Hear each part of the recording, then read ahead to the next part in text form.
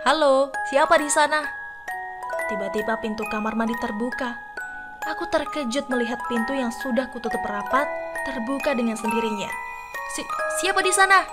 Secara spontan sosok kuntilanak menengok perlahan.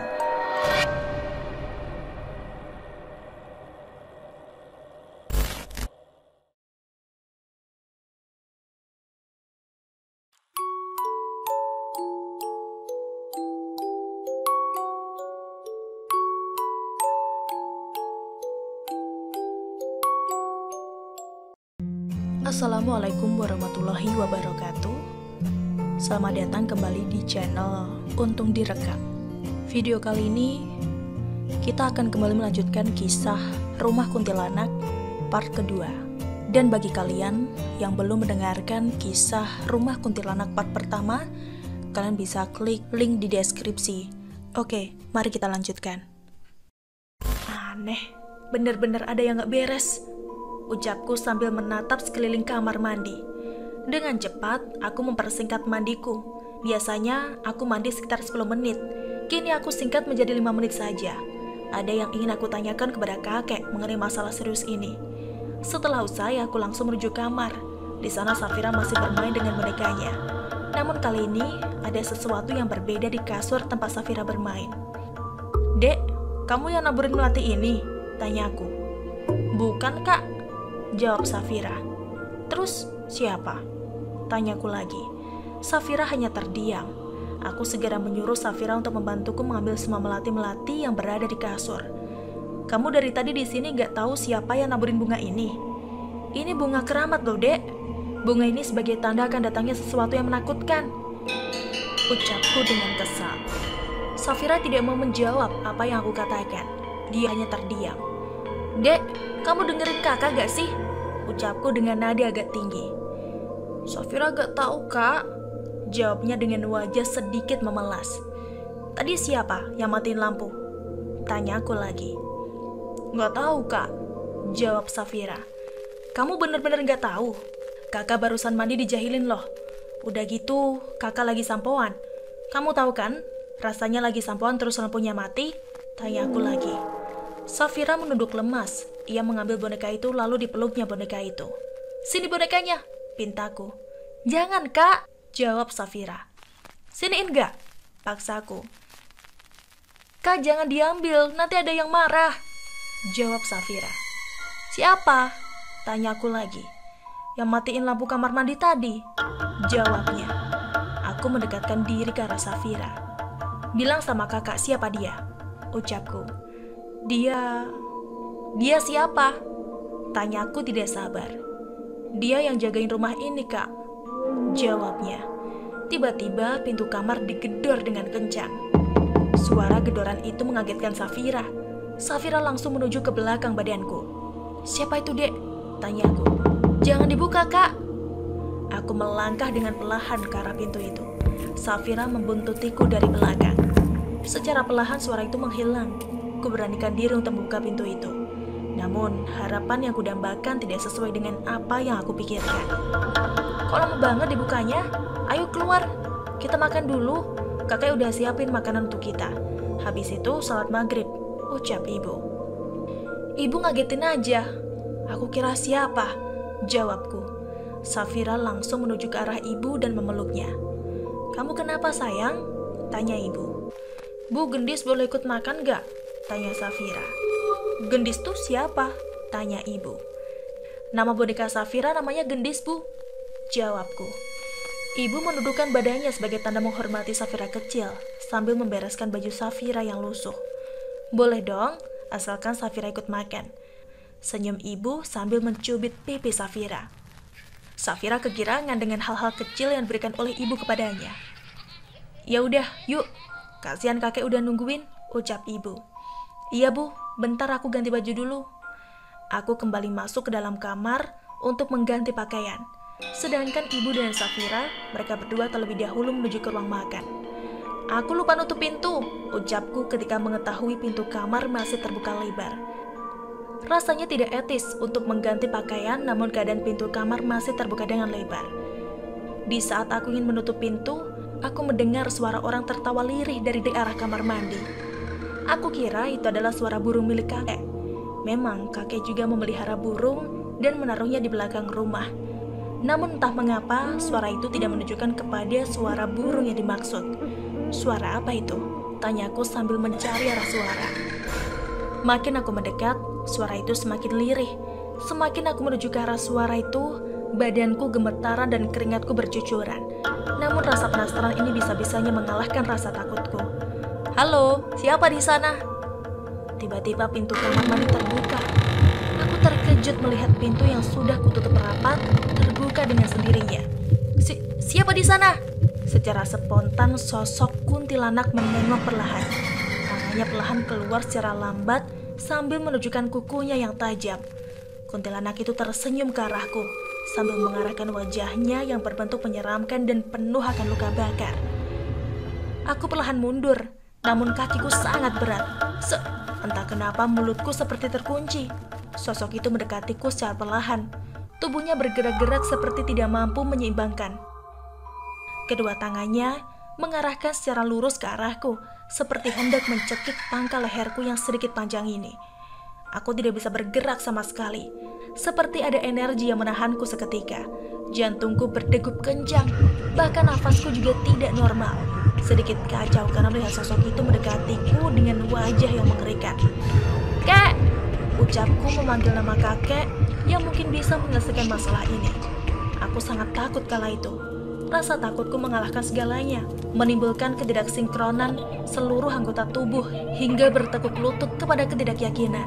Karena aku tidak mampu menahan rasa takutku, aku pun sedikit melemas dan tidak sadarkan diri. Aku memiliki sebuah kebiasaan buruk. Jika berada di dalam tekanan, tubuhku akan merespons dan bekerja menjadi tidak karuan.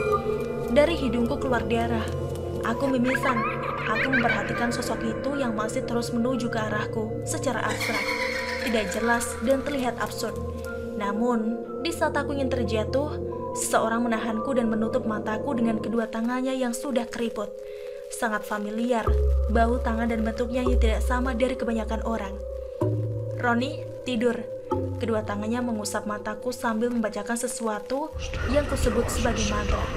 Setelah itu, aku tidak ingat lagi apa yang sedang aku lakukan. Aku hanya ingat ketika seluruh keluargaku dan kakek sudah berada di kamar dan menahanku untuk tidak terbangun dulu. "Bu, kok aku ada di kamar? Tadi kan aku ada belakang," tanyaku. "Kamu barusan pingsan. Kakek nemuin kamu udah tergeletak. Katanya kamu mimisan." "Beneran?" tanya ibu. Aku menatap wajah ibu yang panik. Safira dan bapak memandangku dengan pandangan yang tidak biasa. "Kamu lihat apa, Ron?" tanya bapak. "Pak, Roni mau pulang," tangisku. Bapak mencoba memijatiku, sedangkan ibu, ia pergi keluar kamar hendak mengambil sesuatu. Kini Safira berada di sisiku. "Kita gak mungkin pulang sekarang, Ron.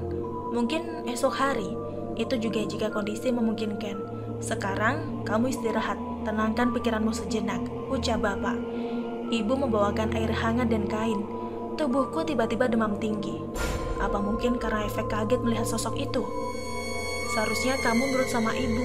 Coba kalau kamu langsung ke ruang makan dan makan bersama kami. Tidak mungkin kamu akan kayak gini. Kita ini pendatang, harus hormati tuan rumah," ucap ibu sambil mengarahkan kompresan ke dahiku yang suhu tubuhnya tiba-tiba naik. Kakak gak apa-apa kan?" tanya Safira. Aku tersenyum mendengar suara lembut adikku yang peduli dengan keadaanku sekarang. "Kakak gak apa-apa kok, Safira. Nanti juga sembuh," jawabku. Setelah mengkompres dahiku, ibu kemudian keluar kembali bersama bapak. Safira memandangi ibu dan bapak yang sudah keluar kamar. "Ada apa, Safira?" tanyaku. "Kakak betah gak di rumah ini?" tanya Safira. Aku terdiam, ingin rasanya menjawab tidak betah. Namun apa daya, tekanan yang aku peroleh tidak sebanding mental yang aku punya. "Sebenarnya kakak," ucapku memulai. "Kakak gak betah kan?" sambung Safira. "Kakak betah kok. Cuman tadi ada beberapa gangguan yang buat kakak takut aja," jelasku. Safira mengambil boneka gendis yang berada di dekatnya. "Gendis bilang, rumah ini penuh setan," ucap Safira. "Gendis bilang gitu?" tanyaku. Iya kak, katanya setannya jahat semua, gangguin orang-orang yang datang ke sini, jelas Safira. Emang gak bisa dihilangin setannya? Tanyaku. Bisa sih kak, jawab Safira. Aku merasa nada Safira berubah seketika, seperti ada yang ingin berkomunikasi denganku lewat tubuh Safira. Jika peliharaan kakek belum meninggal, kalian semua tidak akan keluar dari sini. Suara Safira tiba-tiba berubah menjadi suara wanita berusia 70 tahunan. Rasanya suara itu sangat familiar di telingaku. Nek, tanyaku. Nenek merasuki tubuh Safira lewat boneka gendis yang berada di dekatnya. Peliharaan kakekmu itu sudah membunuhku, jelas nenek. Safira kemudian tersadar. Kak, tadi itu siapa? Tanyanya. Aku berusaha untuk bangkit. Namun tubuhku belum mampu untuk memberitahu sesuatu kepada Safira mengenai kebenaran yang terjadi. Kamu tahu dek, boneka gendis adalah petunjuk dari rumah ini? Ucapku. Boneka gendis? Tanya Safira sambil memegang boneka gendis. Hatiku bimbang, ingin rasanya memberitahu kepada Safira. Namun apa dia mengerti jalan pikiranku mengenai kakek? Safira, kakak mau bisikin sesuatu, ucapku. Safira mendekatkan telinganya ke arahku. Aku pun memberitahukan kepada Safira mengenai boneka gendis. Nenek masih ada. Dia berada di boneka gendis, ucapku. Safira terkejut mendengar ucapanku. Ia pun memandangi boneka gendis. Kak, jadi yang merasuki Safira, potong Safira, itu nenek, jawabku. Baru saja kami membahas mengenai nenek, sekelebat bayangan putih melewati kamar. Apa itu kak? Tanya Safira. Tiba saja Safira menjadi orang yang penakut.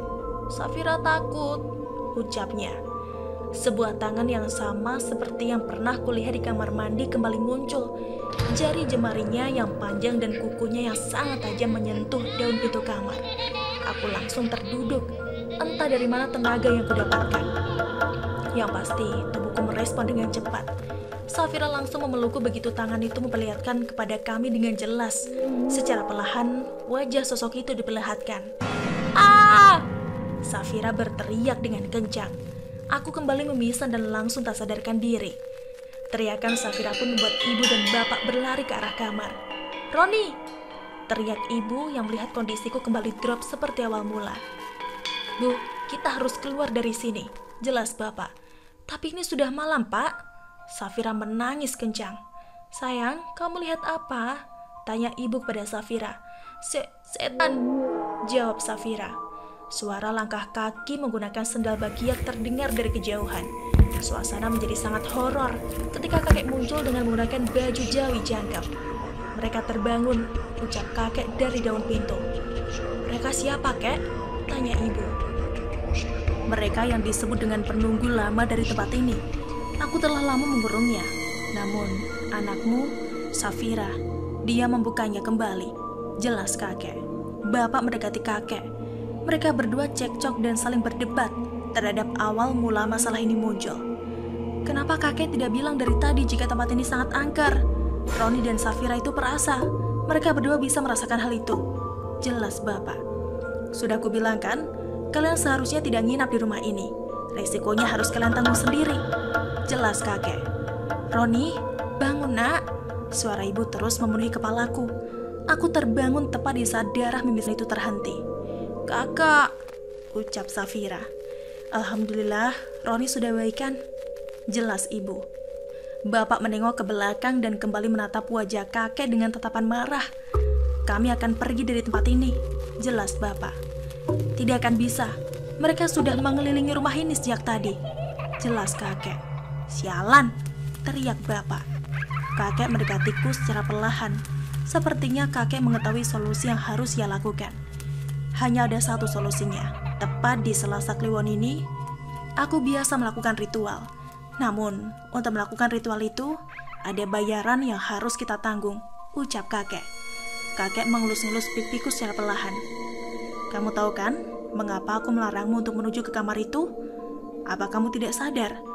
Semenjak kamu mandi tadi, adikmu ini telah berkunjung ke sana terlebih dahulu, ucap kakek. Aku menatap Safira dengan penuh pertanyaan. Maafin Safira, kak, ucap Safira sambil menangis. Adikmu memasuki ruangan itu, tepat di saat aku lupa menaruh kuncinya ke tempat semula. Kunci itu masih menempel di pintu. Ia membuka ruangan itu, ucapnya sambil menatap Safira. Benar kan, Cah Ayu? Senyum kakek. Safira ketakutan. Ia langsung memelukku. Namun, aku sendiri merasa tidak sudi mendapatkan pelukan dari Safira. Ada rasa kecewa yang aku temukan dalam dirinya, hingga masalah ini menyulut menjadi api masalah yang sangat besar. Malam ini akan kucoba untuk menutupnya. Bila gagal, tinggalkan aku sendiri, karena ini adalah angonku, ucap kakek. Ia berjalan ke arah ruangan yang dimaksud. Bapak langsung menyuruh ibuku untuk membereskan semua barang-barang. Kita harus pergi cepat dari tempat ini, jelas Bapak. Pak, apa nenek meninggal karena kakek? Tanyaku. Apa maksud kamu? Tanya Bapak. Boneka gendis yang memberitahu itu. Ia merasuki Safira dan mengatakan hal itu kepadaku. Jelasku. Bapak pun menatap boneka gendis. Nenek meninggal karena perbuatannya sendiri. Kakek menanggung beban yang ia terima karena yang memelihara kuntilanak-kuntilanak itu ialah nenek sendiri. Dan ruangan itu adalah tempat ritual nenek. Jelas Bapak. Kenapa Bapak nggak bilang dari tadi? Kesalku. Bapak mendekatiku. Ia mencium keningku dan mengatakan, Roni, Bapak nggak mau liburan kita kacau gara-gara kalian berdua takut. Maafkan Bapak ya, Bapak salah. Bapak yang telah membuat kesalahan karena memaksa kalian untuk menginap di rumah ini. Jelas Bapak. Bapak kemudian melanjutkan memasukkan seluruh barang-barangnya. Kita harus segera pergi dari tempat ini. Jelas Bapak. Tapi kakek, tanyaku. Kakek akan baik-baik saja. Jelas Bapak. Baru sesaat kami berbicara sebentar, Safira berjalan terlebih dahulu. Sayang, kamu mau kemana? Tanya ibu. Aku dan Bapak merasakan perbedaan jalan yang Safira lakukan. Sepertinya ada sosok yang merasuki Safira. Suara ringgikan tawa memenuhi ruangan. Pak, itu bukan Safira, jelasku. Ibu berlari ke arah Safira dengan tujuan menggapainya terlebih dahulu. Kini mereka berdua sudah berada di luar kamar. Bu, itu bukan Safira, teriakku. Bapak hendak menggapai ibu. Namun pintu kamar dengan seketika tertutup dengan rapat. Secara bersamaan, tawan itu melengking dan memenuhi telingaku. Pak, telinga Roni sakit, teriakku. Bapak langsung mengarahkan tangannya ke telingaku. Suara tawan itu bisa saja membuatku mimisan lagi. Entah bagaimana keadaan Safira dan ibu yang berada di luaran. Namun, aku melihat betapa kuatnya bapakku menahan beban seberat ini. Tanganku memegangi kedua tangan bapak. Tahan Roni, suaranya masih ada, ucapnya. Di luaran sana, orang berpikir bahwa liburan di tempat kakek adalah pilihan yang tepat. Namun bagaimana rasanya jika tempat ini menjadi sebuah mimpi buruk bagi kita semua? Bila tawaan itu hilang, tubuhku bisa merespons dengan baik. Artinya, kepalaku tidak lagi berat. Alhamdulillah, suaranya sudah hilang, ucap bapak. Pak, Safira sama ibu di mana? Tanyaku. Bapak kemudian mencoba untuk merangkulku agar bisa berjalan. Kamu bisa jalan? Tanya bapak. Aku menggeleng-gelengkan kepala. Sesaat setelah bapak membangkitkanku, pintu terbuka dengan sendirinya dan hanya meninggalkan boneka gendis di luaran. Pak, ucapku. Bapak merangkulku dan memaksaku berjalan walau terasa sakit. Kami mengambil boneka itu dan menengok kanan kiri. Aku melihat 3 atau 4 bayangan berdiri tegap di luaran. Pak, itu apa? Tanyaku sambil menunjukkan ke arah bayangan yang terhalang jendela dan gorden rumah. Bapak mengarahkan tangannya ke arahku. Ayo, cari ibu dan Safira. Bapak dan aku menuju ke ruangan yang dipercayai sebagai ruangan pantangan itu. Namun aku melihat ibu dan Safira sedang terduduk di ruang tamu. Ibu, Safira? Tanyaku. Mereka bukan ibu dan Safira, jawab bapak. Aku menatap bapak. Bapak menggeleng-gelengkan kepala dan berkata, mereka hebat memanipulasi mata manusia. Mereka membuat keraguan dan keresahan. Ibu dan Safira bersama kakek, jawab bapak. Dan benar saja, ketika aku menengok kembali ke arah ruang tamu, mereka berdua sudah menghilang. Kami memasuki ruangan itu dan sudah tidak terkunci. Sesaat, aku melihat 3 orang sedang terduduk. Mereka adalah kakek, ibu, dan Safira. Duduklah, mereka sengaja memisahkan kita semua. Pejamkan mata kalian, ucap kakek. Aku menutup mataku. Kakek memulai ritual itu. Ia pun kemudian menunjukku dan berkata, boneka ini adalah penyebab mereka semua kembali datang. Nenek tidak mau kita semua selamat, ucapnya. Kakek menusuk-nusuk boneka itu. Kami seperti berada di sebuah tempat yang tidak berpenghuni.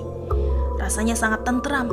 Namun, aku juga diperlihatkan sebuah perjalanan nenek ketika awal mula melakukan ritual ini. Nenek masih mempercayai kekuatan roh jahat sebagai pelindung rumahnya. Ia menaruh banyak sekali simpanan di tiap sudut rumah, dan itu tidak bisa diambil kembali. Selanjutnya, nenek melakukan hal itu demi kepentingannya. Suatu hari ketika roh jahat yang menjaga rumah nenek memberontak, mereka semua menyerang tuanya. Hingga akhir hayatnya, nenek masih tergantung dalam sesuatu yang bisa dibilang sebagai karma. Dan kuntilanak-kuntilanak yang mendiami rumah nenek merupakan peliharaannya. Akhirnya, hingga kakek yang menutup mereka.